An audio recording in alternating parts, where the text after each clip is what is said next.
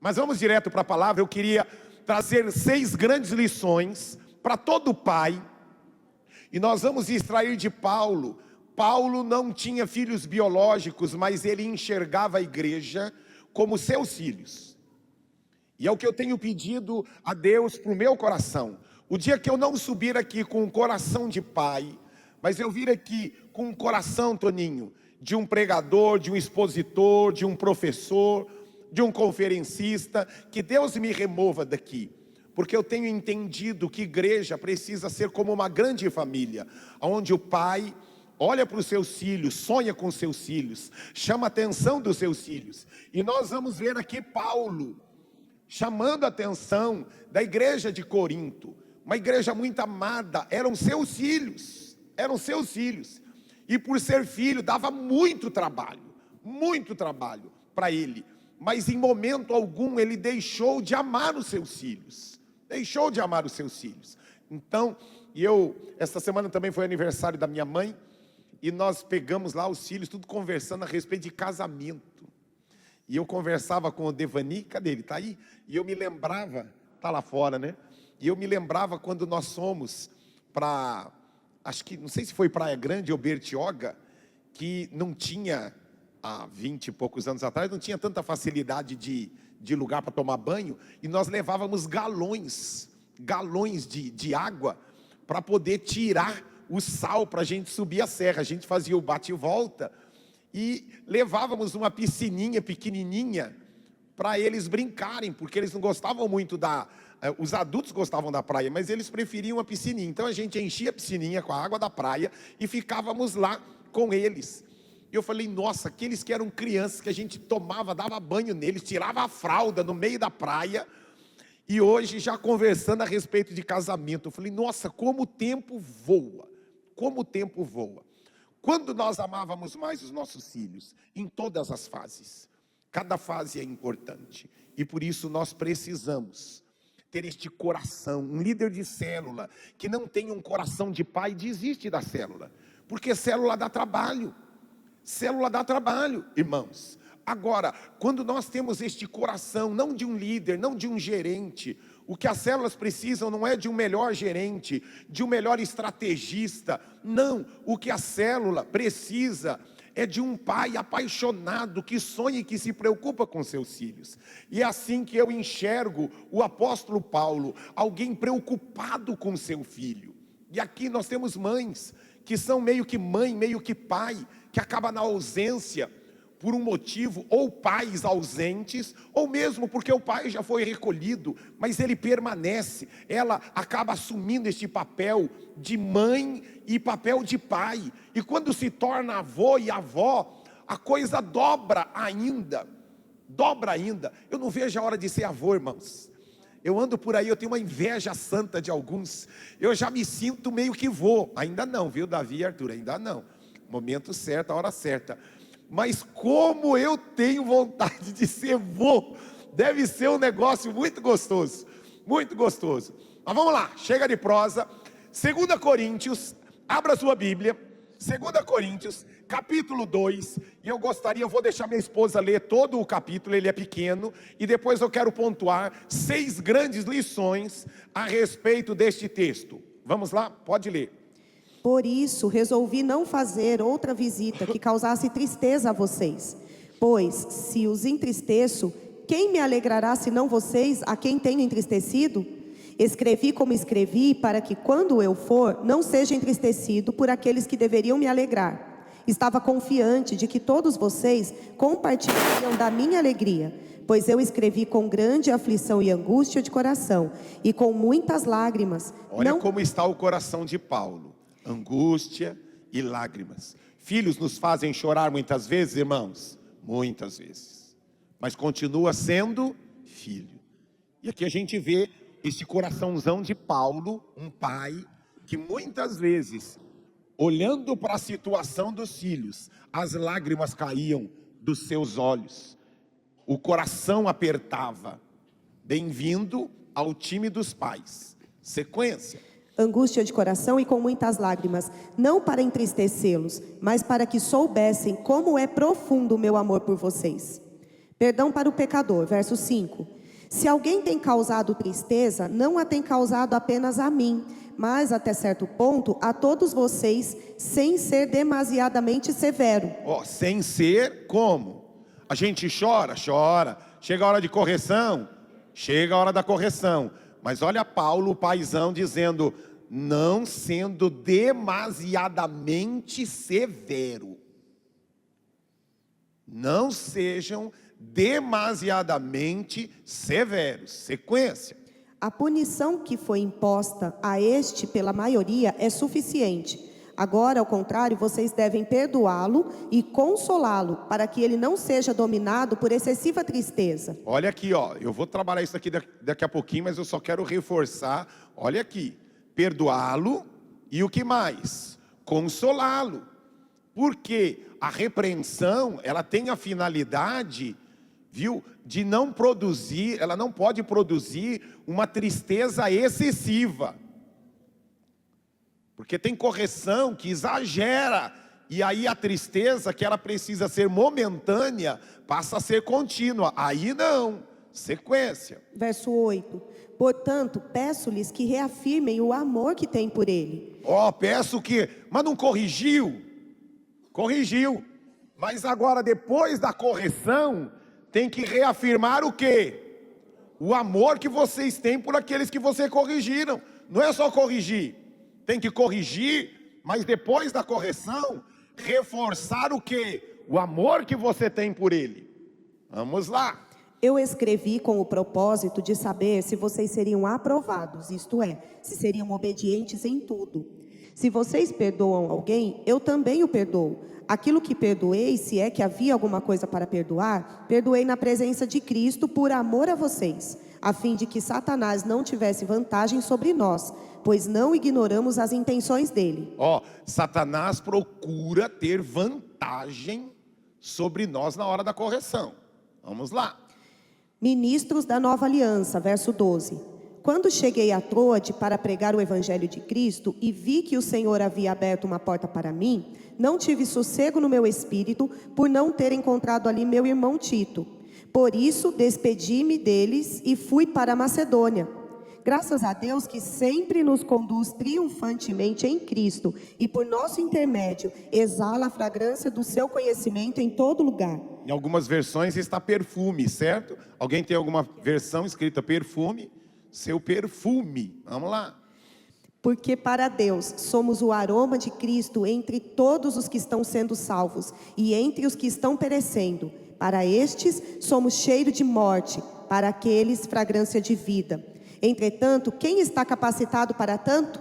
Ao contrário de muitos, não negociamos a palavra de Deus visando algum lucro. Antes, em Cristo falamos diante de Deus com sinceridade, como homens enviados por Deus. Pai, obrigado pela tua palavra, obrigado por tudo aquilo que o Senhor já fez neste culto. Agora, Senhor, prepara o nosso coração.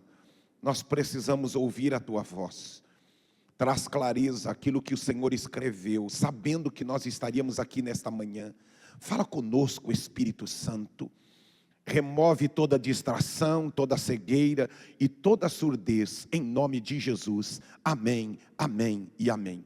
6 coisas que eu quero pontuar através desta carta escrita por um pai chamado o apóstolo Paulo. Primeira, para quem está anotando, existe um tempo certo para todas as coisas.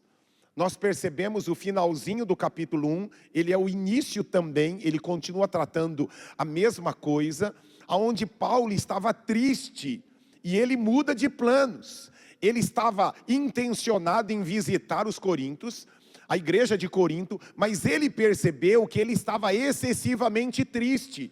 E ele entendeu, há um tempo certo de todas as coisas. E todo pai, quantos são pais aqui? Quantos são pais? Todo pai precisa buscar em Deus o tempo certo das suas ações. Como a gente precisa, não basta saber o que falar, mas precisamos também, André, saber, além de o que falar, quando falar e como falar. Porque muitas vezes nós pais estamos falando a coisa certa, mas está falando na hora errada. ou está falando da forma errada, está exagerando na tonalidade de voz, está exagerando muitas vezes. O menino acabou de ser repreendido, espera, deixa a poeira baixar, para depois falar com ele, para depois falar com ela. Como eu e você, quantos vieram ouvir a voz de Deus? Diga assim: não basta ver a coisa errada e agir. Viu, irmãos? Nós vimos, ele errou, ela errou. Mas vi que está errado. Não significa que mesmo vendo errado, que você já tem que de cara resolver a coisa. Muitas vezes tem que dar um passinho para trás. Agora não é o momento de tocar nesse assunto. Deixa, depois a gente conversa. Meus filhos, quando eu falava para eles, eu não, mas a mãe, né? Falava assim: olha, depois a gente conversa. Quando fazia pampeiro, pastor Francisco, chegava lá no supermercado, já viram criança? Eu quero, me dá danoninho, dá. Lembra disso? Minha esposa só olhava, esperneava no chão, assim: em casa a gente conversa. Na hora, parava, Aninha, parava, porque sabia o tipo de conversa que ia ter em casa. Mas eu já vi pai que começou a levantar o filho pela orelha dentro do supermercado, dar um safanão no filho. Ei, tem o pai exagerado, a mãe exagerada nas duas coisas. Tem aquele que faz de conta que não está vendo, que não está acontecendo nada. Ai, tadinho, é criança, né? É criança, você tem que entender. Não. Precisa ser corrigido e disciplinado. Mas não significa que a disciplina e a correção será dentro do supermercado. Não significa que a correção será dentro de um shopping. Não, espera. Eu já vi segurança de shopping chamando a atenção de mãe, porque a mãe estava corrigindo o filho dentro do shopping. Ei, mãe, não é meu filho. Pode ser até seu filho, mas aqui não pode fazer assim. Porque a mulher estava exagerando, dando umas palmadas na criança dentro do shopping. Então, existe o lugar certo de bater. Não é bater, corrigir. Né? 2 airbags poderosos. Quando eu chegava para os meus filhos, entrava no banheiro e falava assim: baixa as calças que agora nós vamos conversar. Né? Então, negócio de louco. Davi era um exagero, não tinha nem encostado nele, parecia que já tinha matado. Eu falei: mas nem encostou ainda. Você percebia que era artista nato. Parecia que estava matando, não tinha dado nenhuma chinelada ainda, nenhuma. Então, como nós precisamos, eles precisam ser corrigidos, disciplinados, mas existe o lugar certo, a hora certa e a forma certa. Olha o que a Bíblia diz em Eclesiastes, dá uma voltadinha lá, isto é importante para todos nós, princípios bíblicos da questão do nosso comportamento. Abra para mim, Eclesiastes, capítulo 3, do verso 1 ao verso 7. Pode ler, presta atenção. Olha como a Bíblia chama a minha e a sua atenção de tem o tempo certo para todas as coisas. Pode ler.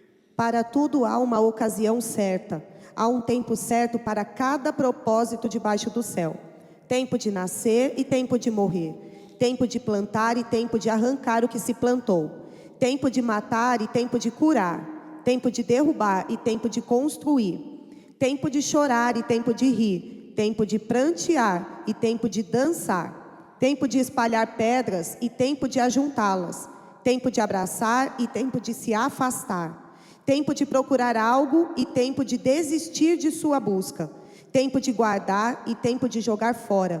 Tempo de rasgar e tempo de consertar. Tempo de calar e tempo de falar. Olha como isto é importante para nós. Repita comigo assim: eu preciso discernir, buscar em Deus sabedoria para tomar a atitude certa na hora certa. Né, Messias? Precisamos saber. Tem a hora que é momento de se afastar. Deixa ele refletir, deixa ela. Não é hora de você falar. Você viu como ela está uma pilha de nervos? Está falando a coisa certa para a esposa, mas está falando na hora errada. Perdeu. Ah, mas eu falei a verdade. Mas falou a verdade na hora errada. Ou falou a verdade na tonalidade errada. Na tonalidade errada. Quer ver um erro que muita gente comete? Resolver problema por WhatsApp. Nunca discuta com ninguém. Nunca discorde com alguém por WhatsApp. Por quê, Ione? Porque não tem tonalidade de voz, não tem emoção. E dependendo de como a pessoa está lendo e o que está acontecendo, Marcela, na casa dela, ela vai ler a mesma frase de uma forma diferente. Então nunca discuta ou discorde através de WhatsApp. Está claro isso? Então, primeira grande lição, eu preciso aprender que existe o tempo certo para todas as coisas. E Paulo mudou os planos dele, porque viu que embora ele havia planejado, agora é o momento. Não. Pensando bem, não é o momento de ir lá. Eu não estou bem, eu estou muito triste. Que é a segunda grande lição. Tristeza com o pecado. Qual era a grande tristeza de Paulo em relação à igreja de Corinto? E aqui agora nós pais, se tem algo, pai, que você precisa ficar profundamente triste, que às vezes a gente fica triste que o filho não foi bem numa escola, não entrou numa faculdade, mas se tem algo que precisa trazer tristeza para o nosso coração, é quando nós vemos o nosso filho, a nossa filha, em pecado. Isto precisa trazer tristeza para o nosso coração, porque pecado mata, irmãos. Eu já vi muito pai feliz da vida, porque o filho entrou numa multinacional, porque o filho entrou numa grande universidade, e o pai está feliz da vida, porque o filho está ganhando muito dinheiro, porque o filho agora comprou a sua casa própria, porque o filho comprou o seu carrinho, mas ele não fica triste. E agora eu insisto novamente, este coração de pai, que viu e ficou profundamente triste. Mas qual era a tristeza de Paulo, Tunico? Que a igreja, os seus filhos, estavam fazendo o que era errado. Eles estavam tolerando. Lembra lá o menino que estava tendo relação com a madrasta? Era o que estava acontecendo. Isso promoveu em Paulo uma profunda tristeza. Agora tem muito pai. Quantos vieram ouvir a voz de Deus? Tem muita gente que olha o errado e age como se nada estivesse acontecendo. Como eu e você precisamos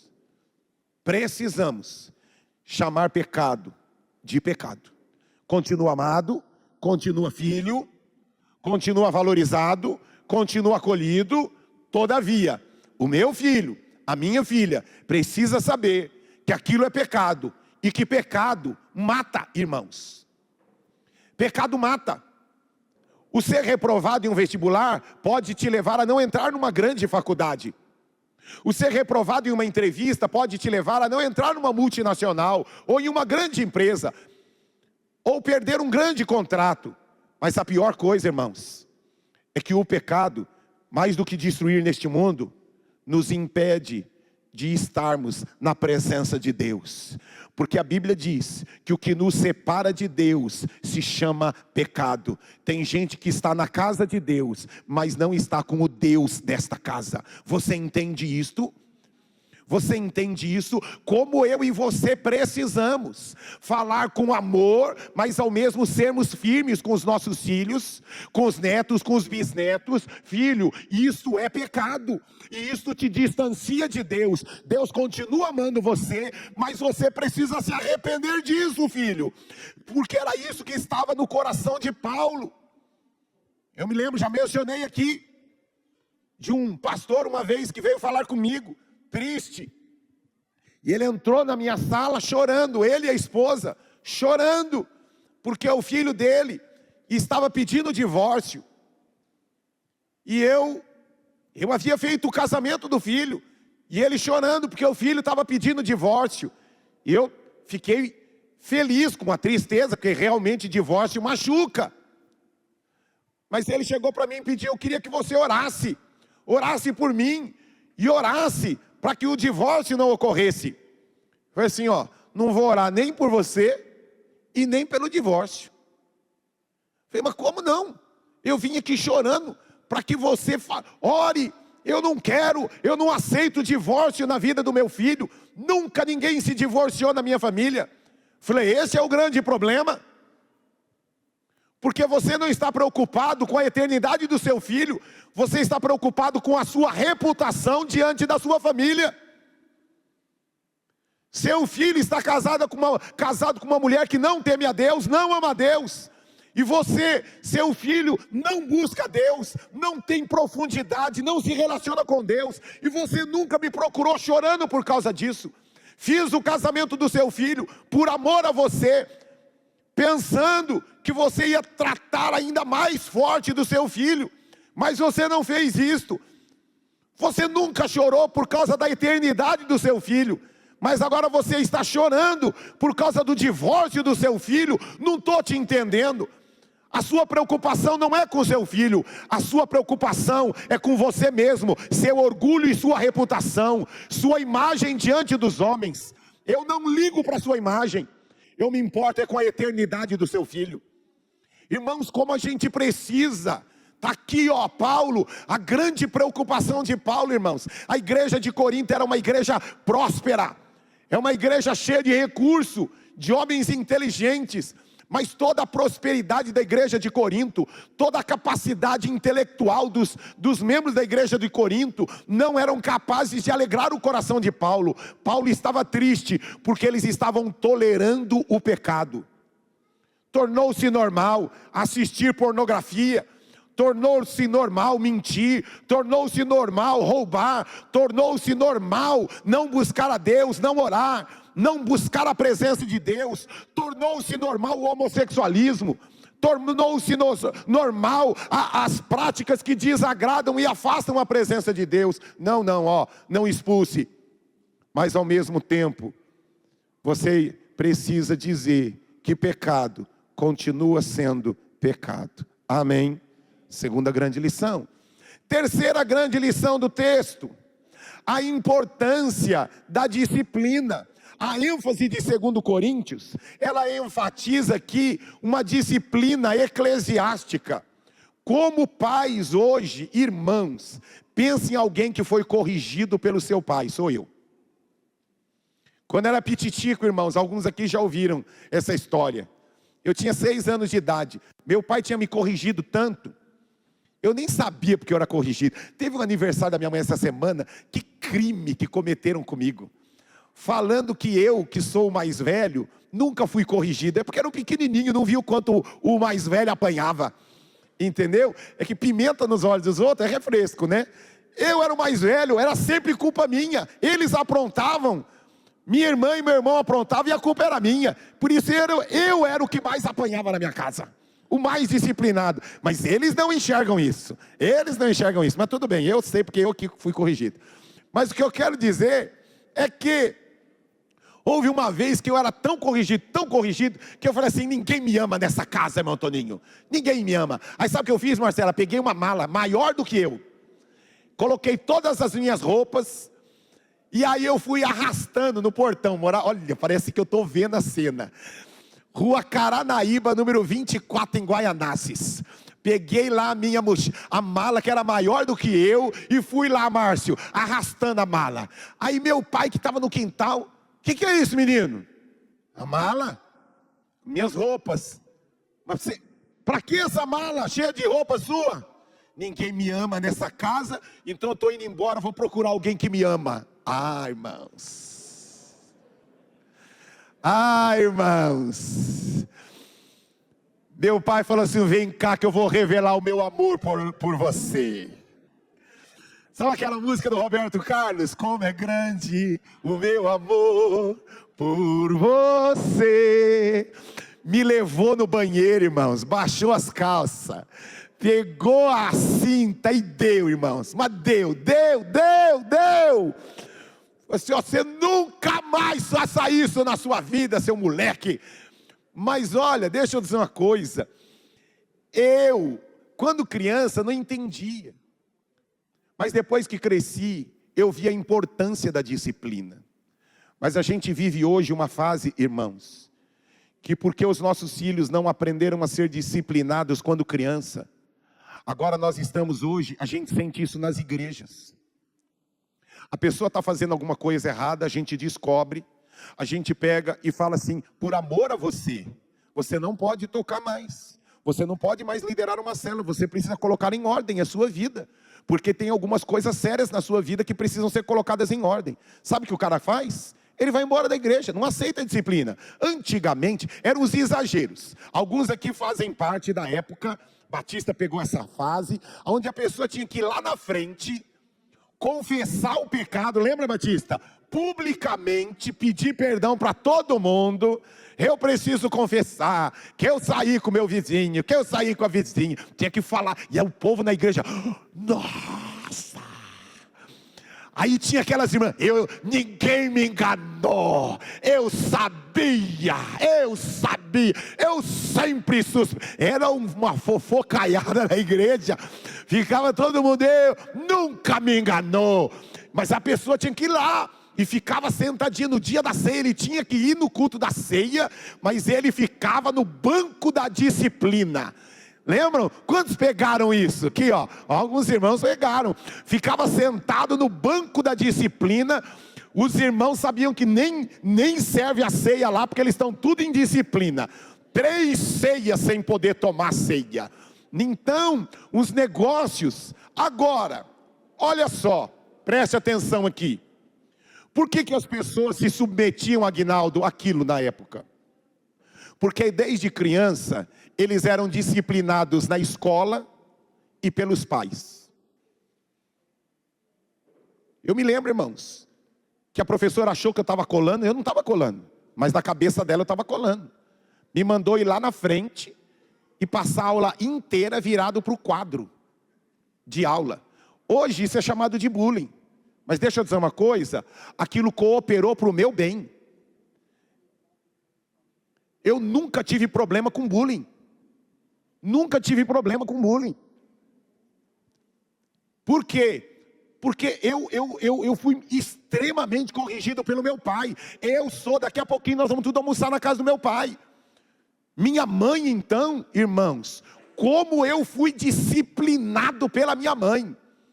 E saía correndo, falei, não adianta correr que eu te pego a qualquer hora, minha mãe. Não adianta correr que eu te pego.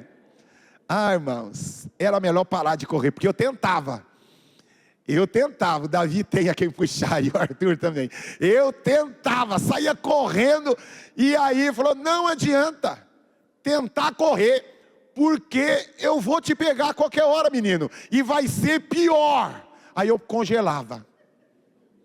Quando ela falava, vai ser pior, eu congelava. E deixa eu dizer uma coisa, a disciplina trabalhou em mim, a submissão, a obediência, e saber que os erros promovem consequências. Agora hoje, nós estamos diante de uma geração, irmãos, que transferem aquilo que é no jogo, que eles matam no joguinho, eles matam na vida real. Quantos viram ontem nos Estados Unidos, um menino pega um revólver e começa a dar tiro no meio de Nova York. Alguém viu aqui lá na Times Square, o menino, porque ele vê aquilo que estava no jogo dele, ele transfere para a vida real. Game over, matei. Só que no joguinho, filho, você começa um novo jogo. Só que quando você mata alguém, acabou. Só que ele transfere, como eu e você precisamos aprender, irmãos, o valor da disciplina. A disciplina não é para maltratar, a disciplina é para ensinar e trabalhar na formação. Repita comigo, disciplina não é provocada por um coração maldoso. O desejo da disciplina não é o mal, mas é livrar do mal, cuidar, amar e formar.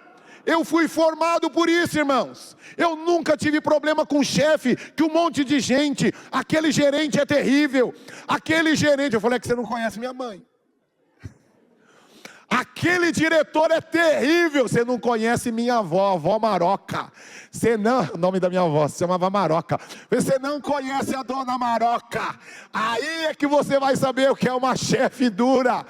Agora hoje, irmãos, os nossos filhos não estão aprendendo a serem disciplinados. Vai ficar sem celular, vai ficar sem assistir o jogo, aquele passeio não vai fazer. Sabe por quê? Porque você desobedeceu o pai e a mãe. Porque você não estudou. Você poderia ter estudado e ter tirado uma boa nota. Agora seu irmão vai viajar e você não vai. Sabe por quê? Porque seu irmão se empenhou, estudou e tirou uma boa nota. Agora você precisa aprender, filho. E eu estou fazendo isso porque eu amo você. Aqui é uma viagem, mas lá na frente pode ser a primeira e única oportunidade de entrevista em uma empresa.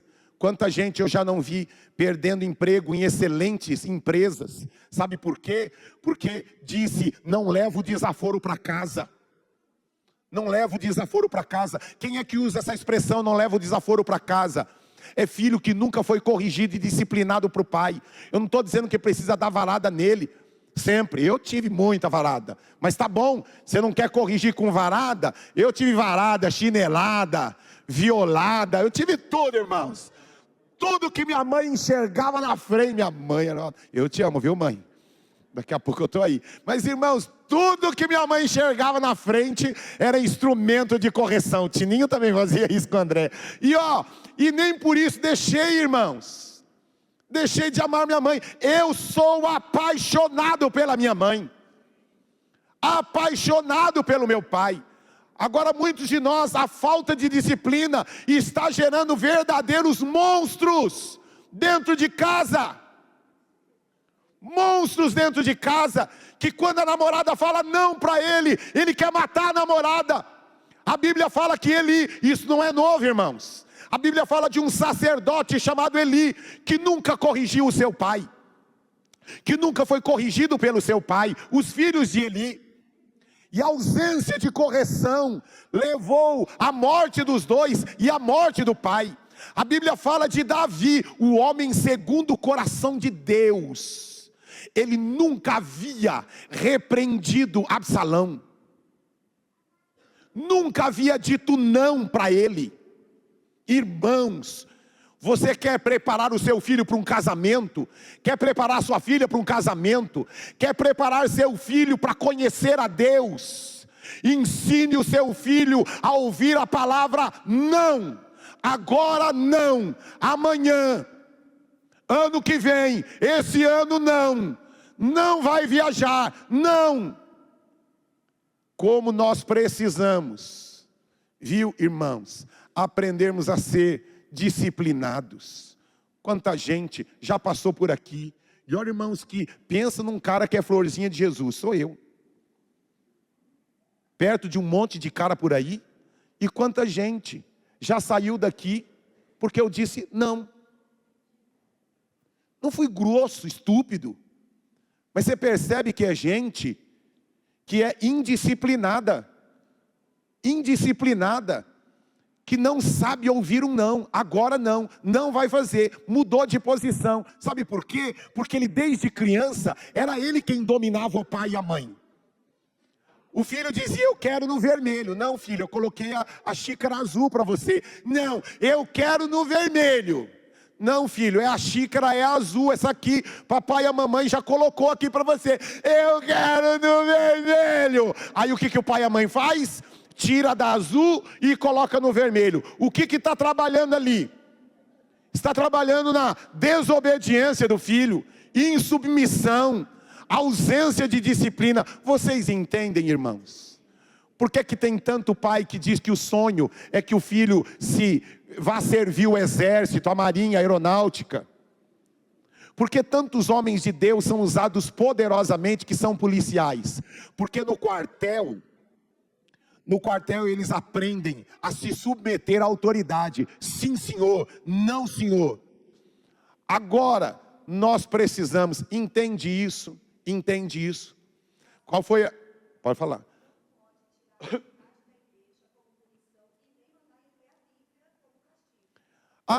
Tem isso. Olha a insanidade. Tirou nota baixa na escola, vai ficar lendo a Bíblia o dia inteiro. Ei, você é louco? A Bíblia é refrigério, é bênção. O que é? Tirou nota baixa? Não vai para o acampamento dos jovens. Não vai para a saída das crianças, não. Tira dele o videogame. Agora um evento tão esperado, que pode ser algo curador para o seu filho. Aí você, que tem um filho que ama, tira outras coisas que ele ama. Mas não tirar a participação de eventos, de lugares que estão cooperando. Amém, irmãos? Amém. Então vamos lá. Então, eu falei, qual era a primeira coisa, irmãos? Qual é a primeira? Tempo certo para todas as coisas. Segunda coisa, tristeza com o pecado. Terceira coisa, a importância da disciplina. E agora, a quarta coisa, perdoados e perdoadores acolhidos. Irmãos, eu coloquei aqui uma frase, não sei se eu mandei aí, Tirolo. A igreja é uma comunidade de pessoas perdoadas aqui. Vamos ler juntos? 1, 2, 3. A igreja é uma comunidade de pessoas perdoadas e perdoadoras. Ela rejeita o pecado e ela o quê? Acolhe os arrependidos. Então, irmão, a igreja, nós estamos aqui, nós merecíamos ir para o inferno, irmãos. Diga para o seu irmão, você merece ir para o inferno. Diga para ele, eu sei que... Vou resgatar uma frase que eu já falei 1000 vezes. Pode dizer para ele. Ele não vai gostar, vai assim, o problema é seu. Mas que você merece ir para o inferno, merece.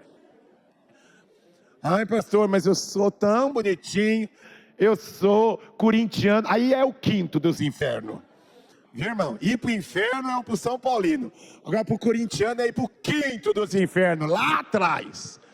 Mas por que nós não vamos para o inferno? Porque a gente é cheirosinho, bonitinho? Não, nós não vamos para o inferno por causa da graça salvadora de Cristo. Ele nos amou e Ele nos perdoou de quantos pecados? Todos os nossos pecados. Aqueles que foram muito perdoados, aplaudam ao Senhor que te perdoou. Aplauda Ele, diga obrigado, obrigado. Irmão, não adianta, você pode ser o melhor funcionário, o melhor marido, o melhor pai, o melhor. Se não fosse a graça do Senhor, se não fosse o sangue do Cordeiro, se não fosse o perdão dos nossos pecados, não adianta ser cheirosinho, não adianta ser neta do irmão Toninho, não adianta ter esse... Como que é o nome desse óculos do pastor? Não adianta ter esse Julieto. Tem a Juliette e o Julieto. Esse aqui é o Julieto. Não adianta ter esse óculos bonito do pastor Francisco. Viu, irmão? Não adianta. Vai para o quinto dos infernos. Agora, eu me encontrei com Jesus e sua luz encheu o meu ser e me curou e me lavou todo o meu ser. E agora? Completamente, pois seu amor me encontrou e encheu o meu ser. Amém? Agora, aquele que muito é perdoado, também deve perdoar as pessoas. Olha o que estava acontecendo. Aqui para ganhar tempo, o texto explica isto. Aquele menino, provavelmente, não é claro, mas se não foi aquele menino, foi alguém que fez algo tão ruim quanto aquele menino. Mas a maioria dos estudiosos, e eu acredito que era aquele menino que havia tido uma relação com a sua madrasta, ele se arrependeu. Você percebe isso nesse texto, que ele se arrependeu. Agora, depois de arrependido, acolhe a pessoa. O grande problema daquela época, onde as pessoas eram disciplinadas publicamente, que as pessoas têm uma dificuldade gigante de esquecer o passado das outras. Repita comigo, assim. Repita, assim. Como Deus esquece do meu passado, eu também preciso esquecer o passado das pessoas. Você entendeu o que você acabou de dizer? Levante sua mão direita para os céus, porque isso é importante, muito importante. Mantenha a mão. E quando fala passado, é seu marido que pecou, sua esposa, seu gerente, seu tio, sua tia, seu pai, sua mãe, que machucou, que ofendeu, que agrediu, que traiu, que roubou você. Se ela se arrependeu, você precisa acolher de novo. Duas coisas importantes. Primeiro, perdoar. Talvez ela não se arrependa, mas você perdoa. E se ela se arrepender, além de perdoar, você precisa acolher. Amém? Então lá, mãozinha levantada. Diga assim: eu preciso seguir a orientação bíblica.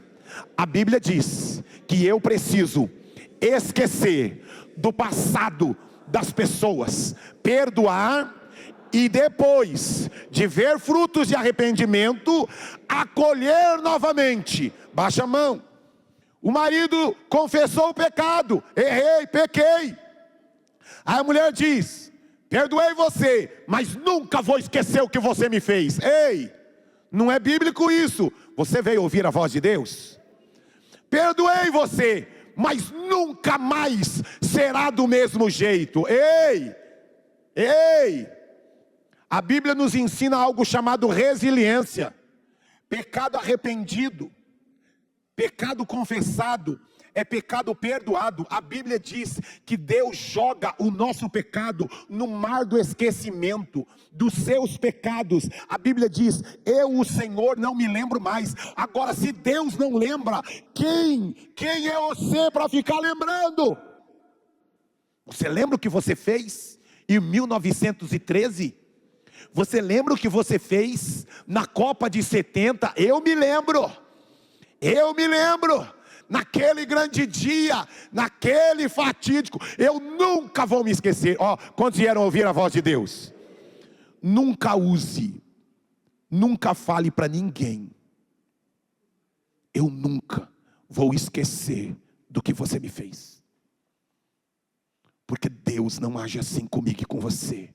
Para Deus, pecado confessado é pecado perdoado, e pecado perdoado é pecado não mais lembrado. Tem gente, irmãos, que o cara se arrependeu, a mulher se arrependeu, mas sabe qual é o problema? É que os homens decidiram não esquecer. Agora eu e você recebemos um novo coração.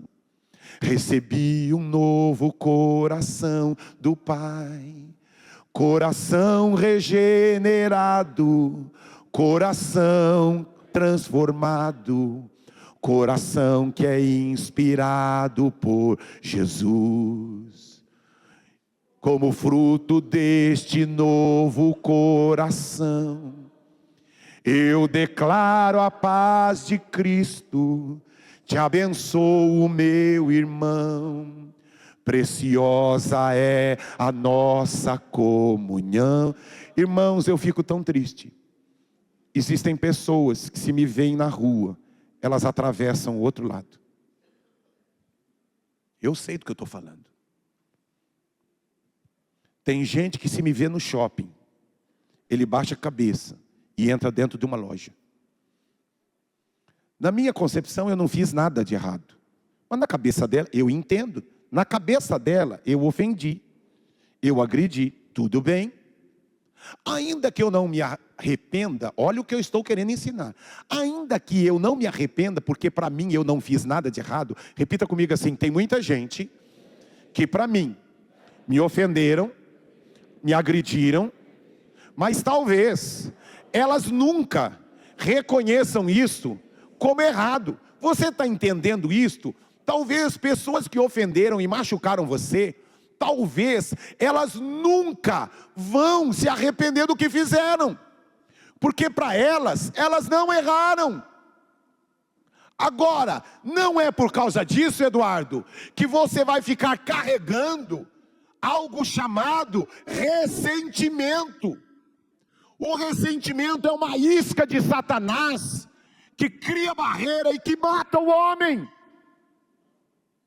Eu tenho pessoas, irmãos, que me feriram, que machucaram, duramente, que me fizeram chorar, Alex, e chorar muito, e nunca pediram perdão. Mas sabe o que ocorre? Para elas não erraram comigo, mas eu, Alex, decidi perdoá-las. E elas são meus amigos, viajam comigo, me abraçam, comem comigo, sentam à mesa comigo, mas me machucaram. Mas para elas não fizeram errado. Na cabeça delas, elas fizeram. Você entende o que Deus está falando com você? Você entende o que Deus está falando com você? Tem gente que fez e falou e ela nunca vai se arrepender. E ela não enxerga isso, Anderson, como algo errado. Para ela nunca errou. Ela fez o que deveria ser feito. Ela falou o que na cabeça dela deveria ter sido falado. O que é que você precisa fazer? Eu decido ser curado. Eu perdoo aquela pessoa, e quem perdoa, esquece e joga no mar do esquecimento. Eu não atravesso a rua para ninguém. Eu não entro numa loja para ninguém. Se eu encontrar Deus que está aqui, é testemunha do que eu estou falando, não há ninguém que tenha me ofendido, agredido e machucado, que eu evito, que eu atravesso a rua, que eu não pego na mão, que eu não estou disposto a entrar dentro da casa. Sabe por quê, irmãos? Porque eu me encontrei com Jesus.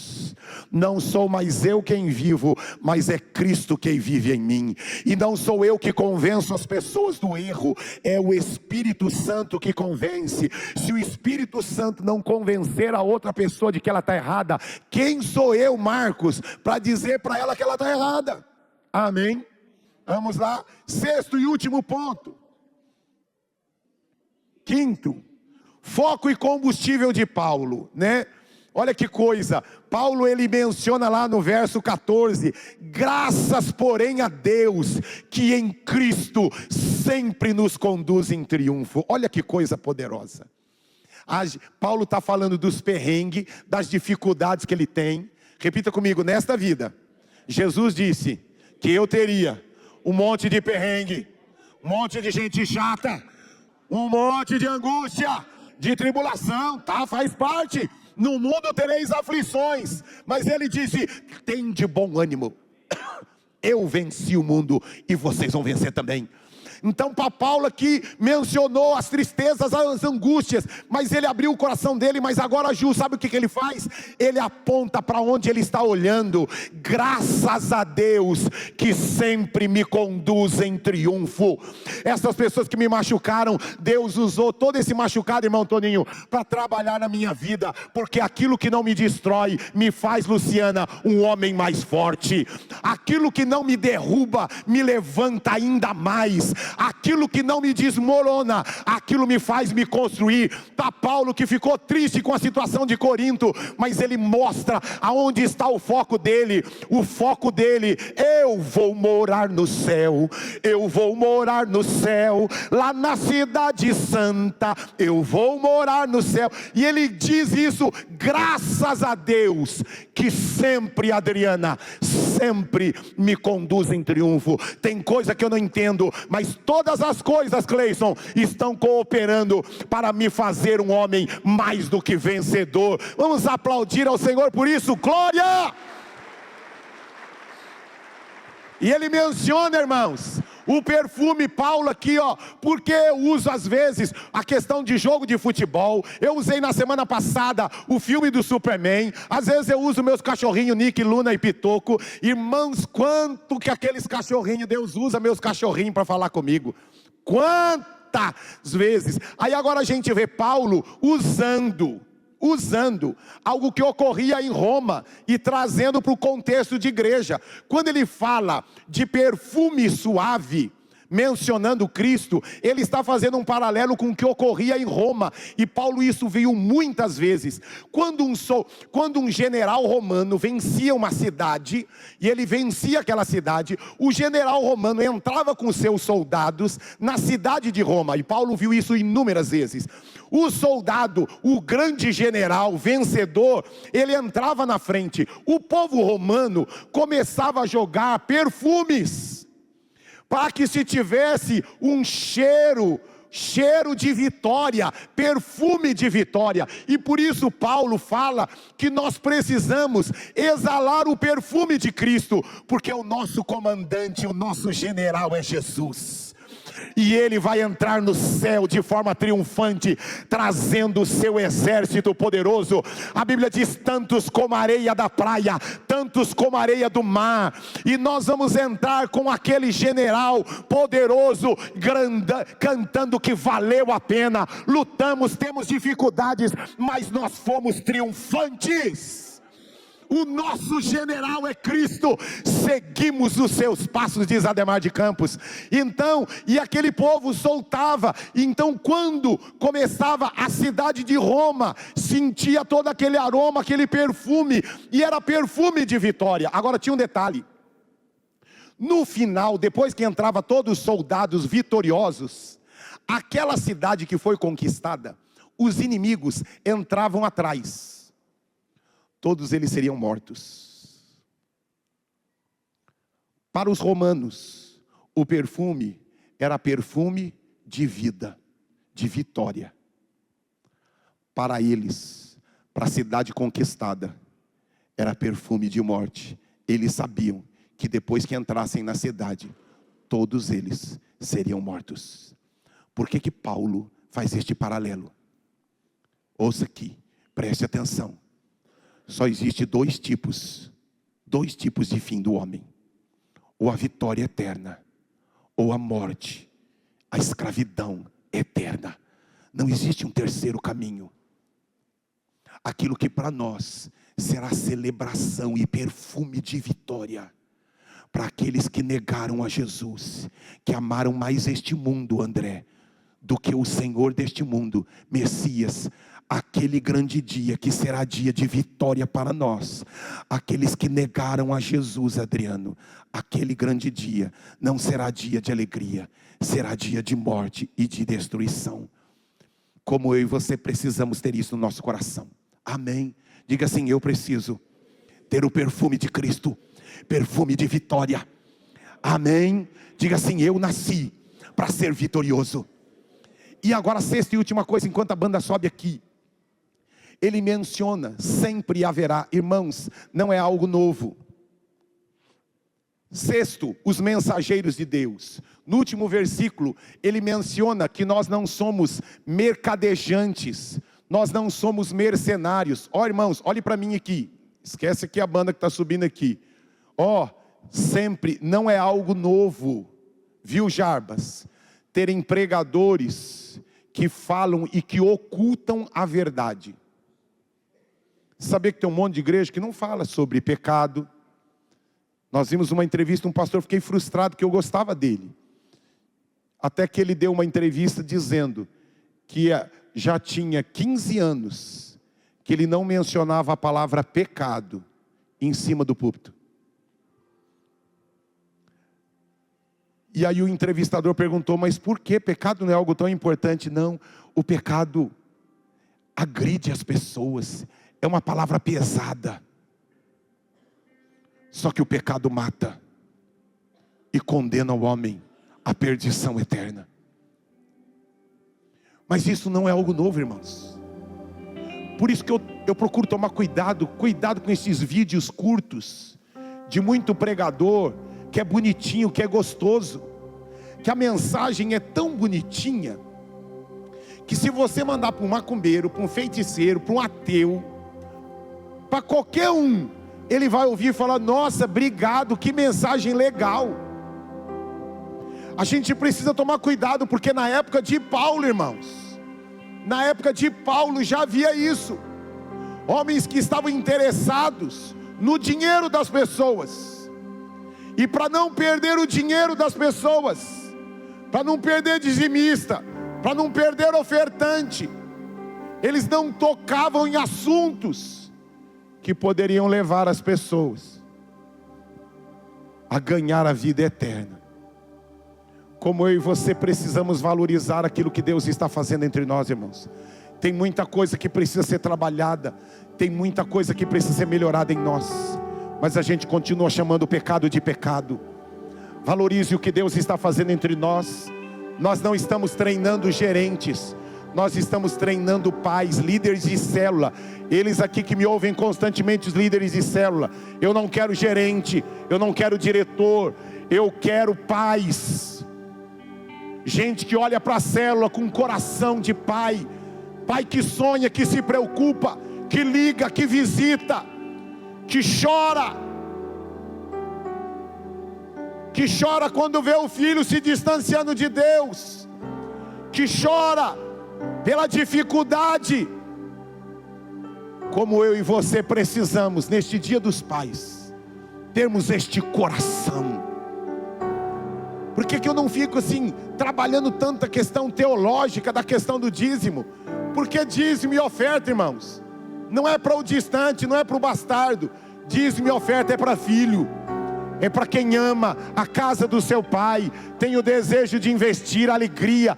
Alegrei-me quando me disseram: vamos à casa do meu pai. Aqui não é um teatro. Aqui não é uma casa de show. Aqui muitas vezes a gente ouve coisa que a gente ri, mas a gente ouve também coisa que machuca, que dói. Mas a gente olha, sai daqui dizendo: Senhor, sonda-me, ó Deus, e vê se há em mim algum caminho mau, e livra-me, e sara-me. Aqui a gente não procura jogar um tapete por cima da sujeira. Aqui a gente mostra a sujeira e diz: sujeira precisa se jogar no lixo. Se arrependa, muda como pai, muda como funcionário, mude como mãe. Se arrependa, porque é o arrependimento que nos leva para mais próximos de Deus. Deus quer que eu e você cantemos o hino da vitória. O hino da vitória, amém. Todos os pais fiquem de pé. E quem não é pai é homem. Um dia vai ser pai também, fica de pé. Todos os homens, todos os homens. Todos os homens fiquem de pé.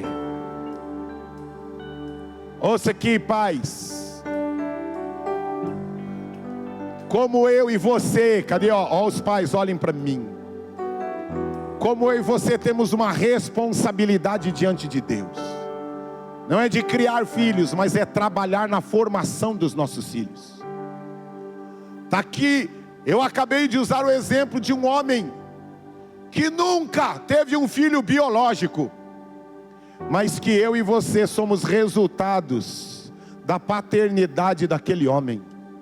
Que nós estamos aprendendo com um pai que nunca foi pai biológico, mas ele foi pai de coração. Aqui, meu amigo carioca, assim como você tem abençoado o Mateus, seja pai do João, do Antônio, da Maria, da Andréia, do Sérgio, que não tem o teu sangue, mas que precisa do acolhimento. Sonhe com as pessoas, ore com elas. Além de orar pela Marcela, ore pelos outros que não têm o teu sangue, mas que precisam de alguém que se preocupa, que chora, que dobra o joelho e diz: Senhor, põe a tua mão, muda a vida daquele menino, muda a vida daquela menina.